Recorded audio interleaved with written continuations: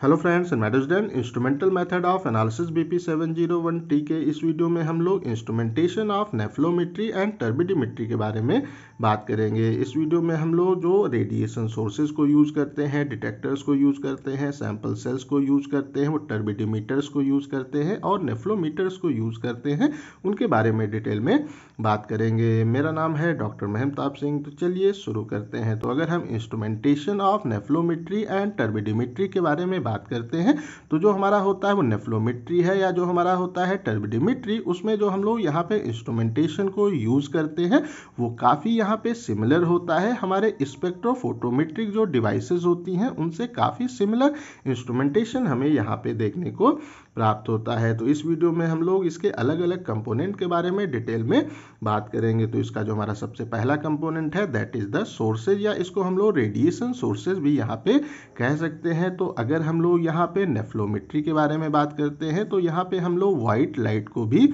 Use कर सकते हैं, बट अगर हम लोग यहाँ पे मोनोक्रोमैटिक रेडिएशन को यूज करते हैं तो वो हमारे लिए काफ़ी फायदेमंद होता है। हमारे जो भी डिटर्मिनेशन है वो काफ़ी अच्छे हमें देखने को प्राप्त होते हैं अगर हम लोग मोनोक्रोमैटिक रेडिएशन को यहाँ पे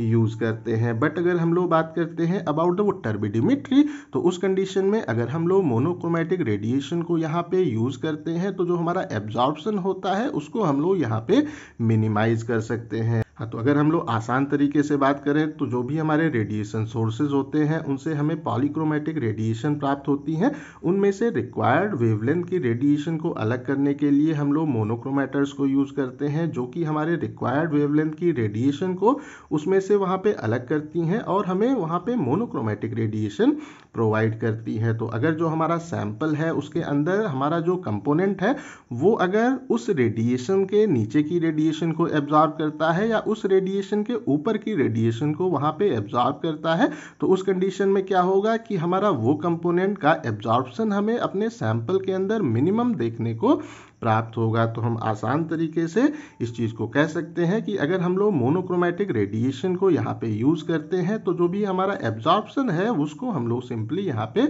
मिनिमाइज कर सकते हैं। तो अगर हम यहाँ पे सोर्सेज के बारे में बात करते हैं तो जो हमारा होता है मरकरी आर्क, उसको हम लोग यहाँ पे यूज़ करते हैं, और जो हमारे होते हैं लेजर्स वगैरह उनको भी हम लोग यहाँ पे रेडिएशन सोर्स की तरह यूज कर सकते हैं। बट इसमें हम लोग यहाँ पे अप्रोप्रिएट फिल्टर कम्बिनेशन को अगर यहाँ पे यूज करते हैं तो इस कंडीशन में क्या है कि हम जो भी हमारा वहाँ पे रेडिएशन है उसमें से हम एक वहाँ पे इमिशन की जो लाइन है उसको आइसोलेट यहाँ पे आसानी से कर सकते हैं अगर हम लोग वहाँ पे जो हमारा फिल्टर कम्बिनेशन है उसको अप्रोप्रिएट फिल्टर कम्बिनेशन को अगर हम लोग यूज करते हैं। तो आसान तरीके से कह सकते हैं कि जो भी हमारा है मरकरी आर्क या हमारी जो होती है लेजर्स होती हैं उनसे हमें वहाँ पे पॉलीक्रोमैटिक रेडिएशन प्राप्त होती हैं। तो उनमें से रिक्वायर्ड वेवलेंथ की रेडिएशन को आइसोलेट करने के लिए, अलग करने के लिए अगर हम लोग यहाँ पे फिल्टर कम्बिनेशंस को यूज करते हैं तो हम लोग आसानी से उनको अलग कर सकते हैं। उसके बाद में इसमें जो हमारा है अगला component that is called the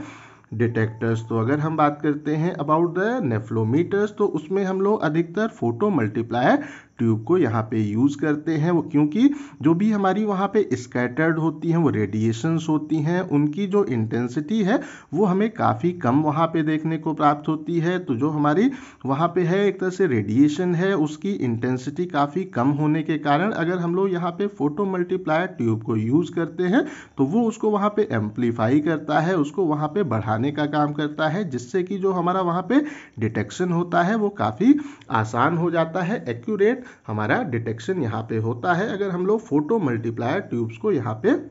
उपयोग में लेते हैं। तो इस कंडीशन में जो हमारे अलग अलग अधिकतर हमारे होते हैं वो नेफ्लोमीटर्स होते हैं, उसमें जो हम लोग फोटो मल्टीप्लायर ट्यूब्स को यूज करते हैं, या जो हमारे होते हैं वो डिटेक्टर्स उनको हम लोग अधिकतर यहाँ पे 90 डिग्री के एंगल पे हम लोग फिक्स करते हैं। जो भी हमारी वहाँ पे प्राइमरी बीम है उससे 90 डिग्री के एंगल पे हम लोग यहाँ पे अपने डिटेक्टर्स को फिक्स करते हैं। बट हम अपने जो इक्विपमेंट है उसकी जो सेंसिटिविटी है या उसकी जो होती है वर्सटैलिटी होती होती है उसको यहाँ पे मैक्सिमाइज करने के लिए हम लोग जो भी हमारा वहाँ पे होता है डिटेक्टर्स, उसका जो एंगल है उसको अपने प्राइमरी बीम के एंगल से क्लोज रखने का काम करते हैं। अगर हम उसको अपनी जो हमारी प्राइमरी बीम है उसके एंगल से जितना क्लोज वहाँ पे हम लोग रखते हैं उतना ही हमारी डिटेक्शन की सेंसिटिविटी वहाँ पे इंक्रीज होती जाती है। इसके लिए हम लोग जो भी हमारे डिटेक्टर्स हैं उनको यहाँ पे 0 डिग्री या हम कह सकते हैं वो 30 डिग्री से 135 डिग्री के बीच में हम लोग वहाँ पे अपने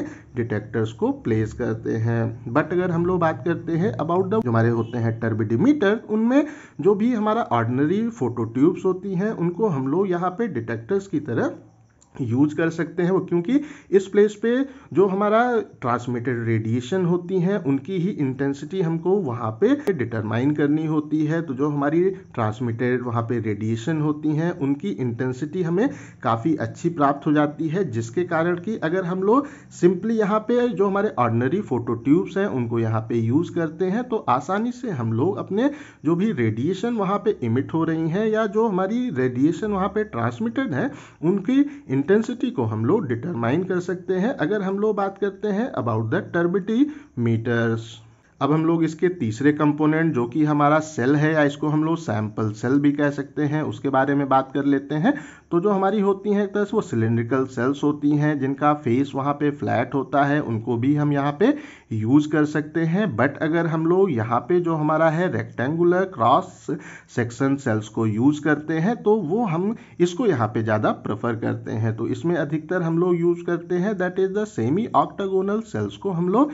यहाँ पे उपयोग में लेते हैं। तो जो हमारे होते हैं ऑक्टागोनल यहाँ पे फेसेस होते हैं वो हमें अलग अलग एंगल पे जो हमारा होता है मेजरमेंट उसको वहाँ पे हमें अलाउ करते हैं। तो हम आसान तरीके से जो हमारा डायग्राम है उससे हम लोग कॉन्सेप्ट को और क्लियर कर सकते हैं। तो ये हमारा है that is called the octagonal हमारा फेस है। तो इस कंडीशन में ये हमारी है इंसिडेंट रेडिएशन है, ये हमारी यहाँ पे ट्रांसमिटेड रेडिएशन है। तो इस कंडीशन में ये जो हमारे इसके ऑक्टागोनल या हम कह सकते हैं कि सेमी ऑक्टागोनल हमारे फेसेस है वो हमें इस पे अलग अलग एंगल पे जो हमारा मेजरमेंट है उसको यहाँ पे अलाउ करते हैं। ये है हमारा 135 डिग्री, ये हमारा है 90 डिग्री और ये हमारा 45 डिग्री है। अगर हम लोग जो हमारी ट्रांसमिटेड रेडिएशन है उससे एंगल लेते हैं और अगर हम लोग जो हमारी है प्राइमरी बीम उससे अगर एंगल यहाँ पे लेंगे तो ये हमारा 45 डिग्री है, ये 90 डिग्री है और ये हमारा 135 डिग्री है, जिस पे हम लोग आसानी से अपनी जो रेडिएशन इमिट हो रही हैं या ट्रांसमिटेड हो रही हैं या स्कैटर्ड हो रही हैं उनकी इंटेंसिटी को हम लोग अलग अलग एंगल से यहाँ पे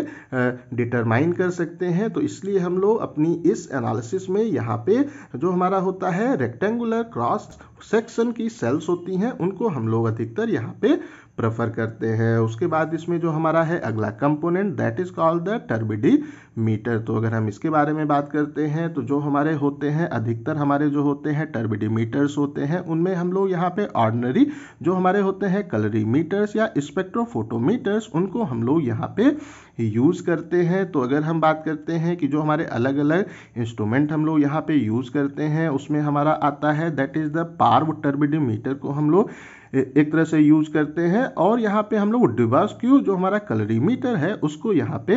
यूज कर सकते हैं। बट यहाँ पे एक हमारा इक्विपमेंट है डुपॉन्ट हमारा होता है मॉडल 430 का, इसको हम लोग अधिकतर यहाँ पे यूज करते हैं क्योंकि ये एक काफ़ी इंटरेस्टिंग और अच्छा इक्विपमेंट हमारे जो हमारा टर्बिडीमीटर है उसका यहाँ पे कहलाता है। वो क्योंकि इसकी जो सेंसिटिविटी है वो काफ़ी यहाँ पे अच्छी होती है। अगर जो हमारा सस्पेंशन है उसकी कंसंट्रेशन अगर हमारे पार्टिकल की जो कंसंट्रेशन है वो अगर काफ़ी अगर कम भी है तो उस कंडीशन में ये जो हमारा है मॉडल ये उसको काफ़ी अच्छे से डिटरमाइन कर सकता है। इसकी जो सेंसिटिविटी होती है वो हमें जो और हमारे होते हैं इक्विपमेंट उससे काफ़ी अच्छी देखने को प्राप्त होती है। तो अगर हम इसके प्रिंसिपल के बारे में बात करते हैं, ये जो हमारा है वो डुपॉन्ट मॉडल 430, इसके अगर हम प्रिंसिपल के बारे में बात करते हैं तो इसमें जो हमारी होती है स्कैटरिंग होती है हमारे सस्पेंडेड पार्टिकल्स के द्वारा वो हमारा जो प्लेन हमारी होती है पोलराइज्ड लाइट होती है उसके प्लेन को चेंज करने का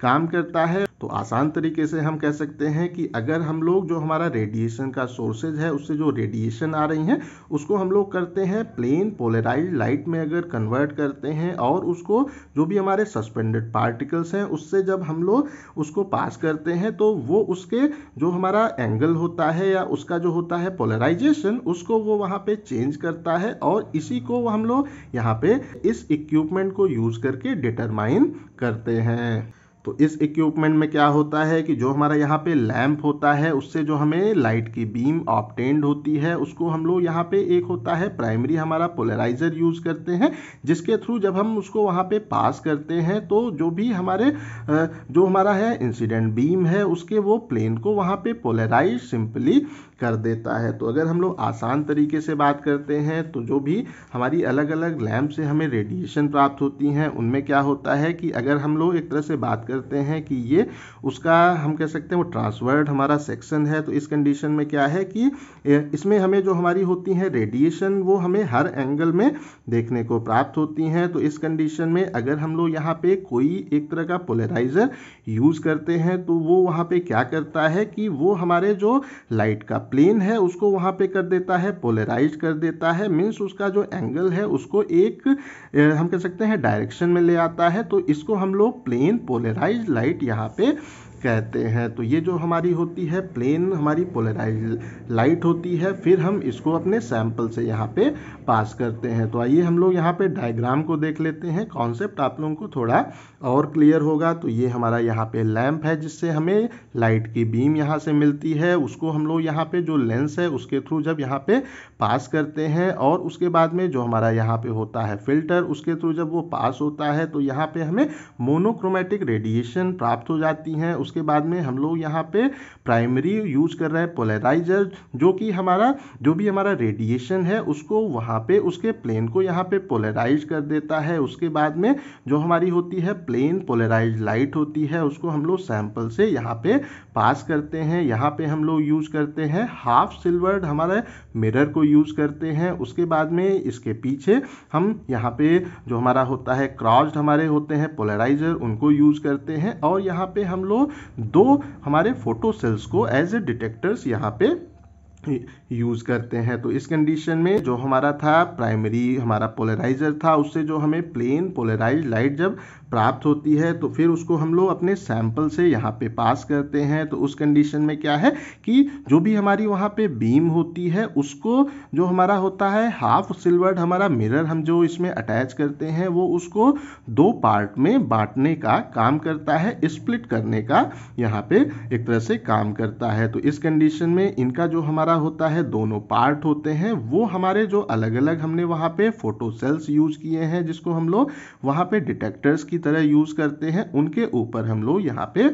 फोकस करते हैं। तो इस कंडीशन में क्या है कि अगर जो हमारा सैंपल है उसके अंदर हमारे सस्पेंडेड पार्टिकल अगर इन द केस नहीं है तो उस कंडीशन में जो हमारा फोटो सेल ए होगा उसमें हमें मैक्सिमम रिस्पांस देखने को प्राप्त होगा और जो हमारा होगा फोटो सेल बी उसमें हमें वहाँ पे काफ़ी कम रिस्पांस देखने को प्राप्त होगा या वहाँ पे हमें जीरो रिस्पांस देखने को प्राप्त होगा। तो आसान तरीके से हम लोग यहाँ पे डायग्राम से इस बात को फिर से अच्छे से समझ लेते हैं। तो इस कंडीशन में अगर हम लोग आसान तरीके से बात करते हैं तो इस कंडीशन में हम लोग यहाँ पे एक हाफ जो हमारा होता है सिल्वर मिरर होता है उसको यहाँ पे उपयोग में लेते हैं। तो इस कंडीशन में क्या है कि ये हमारा इसका आधा पोर्शन यहाँ पे होता है, हम कह सकते हैं वो सिल्वर्ड होता है। तो इस कंडीशन में अगर हम लोग यहाँ पे प्लेन जो हमारा है पोलराइज्ड हमारी लाइट है उसको यहाँ पे करते हैं तो क्या होता है कि जब ये हमारे यहाँ पे हाफ सिल्वर जो हमारा मिरर है उसका जो होता है वो सिल्वर पोर्शन होता है उसके ऊपर जब आता है तो वो उसको क्रॉस नहीं कर पाता है और वो वहाँ से रिफ्लेक्ट होता है। है। तो इस कंडीशन में अगर हम लोग डायग्राम में आते हैं तो इस कंडीशन में क्या है कि ये यहाँ पे एक हम कह सकते हो कि एक लाइन में आ रहा है, तो उस कंडीशन में ये वहाँ पे क्रॉस एक तरह से वो नहीं होता है और यहाँ से ये रिफ्लेक्ट हो जाता है, जिसके कारण कि जो हमारा फोटोसेल ए है यहाँ पे हमें जो भी हमारा एक तरह से रेडिएशन है उसकी क्वांटिटी हमें ज़्यादा देखने को मिलती है, और जो हमारा होता है फोटोसेल बी उस पे हमें यहाँ पे क्वांटिटी काफ़ी कम देखने को प्राप्त होती है। उसमें हमें जो भी हमारा रेडिएशन आती है उसकी इंटेंसिटी काफ़ी कम देखने को प्राप्त होती है। तो हम लोग यहाँ पे जो अलग अलग यूज कर रहे हैं डिटेक्टर्स यूज कर रहे हैं, फोटोसेल ए और फोटोसेल हमारा बी है, उनके अरे वो सिग्नल्स हैं उनका जो हमारा रेशियो होता है उसी से हम लोग जो भी हमारा वहाँ पे सस्पेंडेड पार्टिकल हैं उनकी कंसंट्रेशन को हम लोग वहाँ पे सिंपली मेजर करते हैं। तो आसान तरीके से एक बार इसको हम लोग और देख लेते हैं। तो इस कंडीशन में हम यहाँ पे कह सकते हैं कि जो भी हमारा रेडिएशन सोर्स था उससे जो हमें रेडिएशन प्राप्त हो रही थी वो उसको हमारा जो है यहाँ पे पोलराइजर उसको एक ये प्लेन पोलराइज्ड लाइट में कन्वर्ट करता है। तो इस कंडीशन में अगर हम लोग यहाँ पे ये हमारा है हाफ सिल्वर्ड हमारा है एक तरह से मिरर है, तो इस कंडीशन में जो भी हमारा यहाँ पे होगा सिल्वर्ड पोर्शन अगर जो हमारी रेडिएशन है उस पे आएंगी तो वो वहाँ पे सिंपली रिफ्लेक्ट होंगी। तो इस कंडीशन में जो हमारा यहाँ पे होगा फोटोसेल हमारा ए होगा उसके ऊपर हमें ज़्यादा रिस्पांस देखने को प्राप्त होगा, और इस कंडीशन में क्या है कि जो इसके एक तरह से हम कह सकते हैं इस साइड हमने यहाँ पे फोटोसेल बी यूज किया है उसके ऊपर रेडिएशन यहाँ पे नहीं आ पाएंगी, जिसके कारण इसके ऊपर हमें काफ़ी कम या जीरो रिस्पांस देखने को प्राप्त होगा। बट अगर जो हमारा सैंपल यहाँ पे है उसमें अगर जो भी हमारा इस प्लेस पे जो हमारी एक तरह से वो रेडिएशन आ रही है उसमें अगर ये जो हमारा यहाँ पे है सैंपल उसके अंदर पार्टिकल्स हैं तो वो क्या करेगा, ये हमारा जो प्लेन हमारी पोलराइज्ड लाइट है इसका जो होता है पोलराइजेशन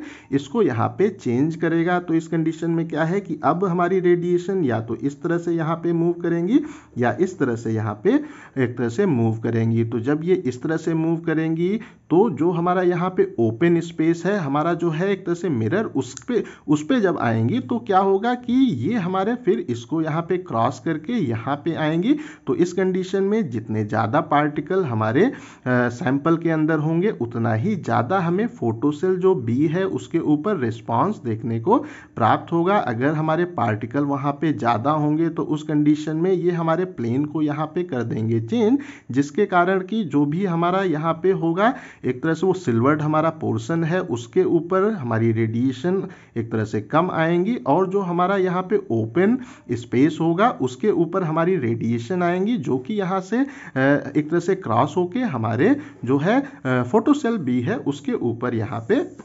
आएंगी। तो आसान तरीके से हम इस प्लेस पे यहाँ पे कह सकते हैं कि जैसे जैसे हमारे पार्टिकल की कंसंट्रेशन हमारे सैंपल के अंदर इंक्रीज होगी तो उस कंडीशन में जो हमारा है फोटोसेल बी उसके ऊपर हमारा जो रिस्पांस है वो इंक्रीज होगा, और हमारे जो है फोटोसेल ए उसके ऊपर हमारा रिस्पांस यहाँ पे डिक्रीज होगा।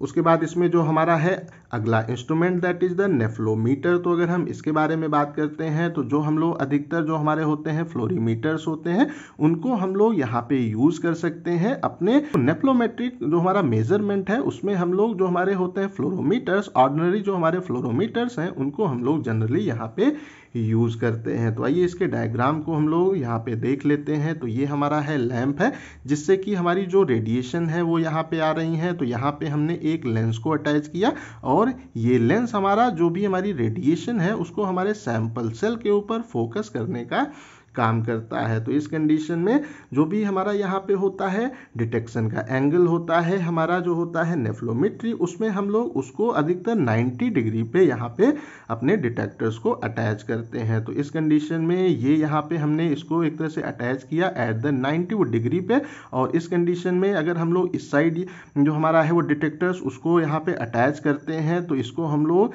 कहते हैं बैक स्कैटर डिटेक्टर कहते हैं। और अगर हम लोग जो हमारा है डिटेक्टर उसको यहाँ पे अटैच करते हैं तो ये हमारा कहलाता है फॉरवर्ड स्कैटर डिटेक्टर यहाँ पे एक तरह से कहलाता है। और अगर हम लोग इसको यहाँ पे अटैच करते हैं तो ये हमारा ट्रांसमिटेड लाइट डिटेक्टर यहाँ पे सिंपली कहलाता है। तो अगर हम जो हमारे होते हैं फोटो मल्टीप्लायर ट्यूब्स होते हैं उनको हम लोग इसमें अधिकतर एज ए डिटेक्टर हम लोग यहाँ पे करते हैं, यूज़ करते हैं, और इसको हम लोग जो भी हमारा होता है इक्विपमेंट उसमें एक तरह से वो टर्नेबल कंडीशन में यहाँ पे माउंटेड करते हैं। तो इस कंडीशन में अगर हम लोग इसको यहाँ पे इस तरह से एक तरह से करते हैं, माउंट करते हैं कि इसको हम लोग अपने अनुसार यहाँ पे अलग अलग एंगल पे अगर हम इसको यहाँ पे टर्न कर पाए तो उस कंडीशन में जो भी हमारा वहाँ पे होगा मेजरमेंट उसकी सेंसिटिविटी काफ़ी हमें अच्छी देखने को प्राप्त होगी। तो इस कंडीशन में ये जब यहाँ पे होता है वो टर्नेबल होता है, तो इस कंडीशन में हम लोग इसको 0 से 180 डिग्री के बीच में आसानी से हम लोग इसको वहाँ पे रोटेट कर सकते हैं और अपने अनुसार इसकी जो होगी एक तरह से पोजीशन है उसको वहाँ पे या एंगल को हम लोग यहाँ पे चेंज कर सकते हैं। तो इस कंडीशन में जो हमारे अलग अलग होते हैं वो नेफ्लोमीटर्स होते हैं, उसमें अधिकतर जो हमारा होता है डिटेक्शन का एंगल होता है वो अधिकतर हम लोग 45 डिग्री को यूज करते हैं, या जो हमारा 90 डिग्री का एंगल है उसको हम लोग यहाँ पे अधिकतर यूज करते हैं। तो आई थिंक सो ये जो हमारा इंस्ट्रूमेंटेशन है हमारे नेफ्लोमेट्री का और हमारे वो टर्बिडोमेट्री का वो आप लोगों को क्लियर हो गया होगा। अगर अभी भी कहीं कोई कंफ्यूजन है तो कमेंट करके पूछ सकते हैं। इस टॉपिक का PDF आपको डिस्क्रिप्शन में मिल जाएगा। इस वीडियो को लाइक करें, अपने दोस्तों के साथ शेयर करें और ऐसे ही वीडियोस को देखने के लिए हमारे चैनल को सब्सक्राइब करना बिल्कुल भी ना भूलें। Thank you.